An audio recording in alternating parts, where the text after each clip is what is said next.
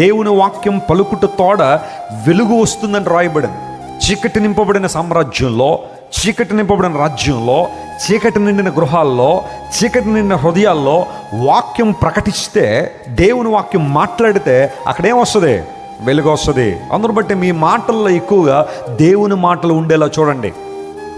సరసోక్తులు కానీ, బూతు మాటలు కానీ, వ్యర్థమైన మాటలు కానీ, నెగిటివ్ వర్డ్స్ కానీ, ప్రతిసారి నెగిటివిటీ, ప్రతిసారి మరణం, ప్రతిసారి నాశనం, ప్రతిసారి పతనం, ఇదే మాట్లాడడం తప్ప జీవము, నిలబెట్టబడ్డం, దేవుడు నిలబెడతాడు, ప్రభు బలపరుస్తాడు అనే ఈ మాటలు ఎందుకు రావట్లేదు నీ నోట్లోంచి? మన మాటల్లో దేవుని మాటలు ఉండాలి. అందులో బట్టి మీరు ఎప్పుడైనా ప్రార్థన చేసే అవకాశం ఉందా? 2 లేదా 3 రెఫరెన్స్లైనా అందులో కోట్ చేయండి. ఆ ప్రార్థనలో సొంత మాటలు కాకుండా దేవుని వాక్యానుసారంగా ప్రార్థించేయండి. వాగ్దానాలు ఎత్తి ప్రార్థన చేయండి. అవకాశం ఉంటే దేవుని వాక్యాన్ని బైహార్ట్ చేయండి. వాగ్దానాలు చిన్న చిన్న కార్డుల మీద రాసుకోండి.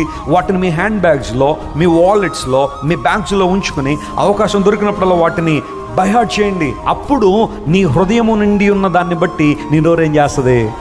మాట్లాడదు. నీ హృదయాన్ని దేవుని వాక్యంతో నింపేసుకుంటే నీ మాటల్లో కూడా ఏమొచ్చేస్తుంది? దేవుని మాటలే వస్తాయి. లెస్స అయిన జ్ఞానమును భద్రం చేసుకోండి. యేసు క్రీస్తు ప్రభువు లేఖనాల్లో, దేవుని వాక్యములో లెస్స అయిన జ్ఞానం ఉంది. హల్లెలూయా.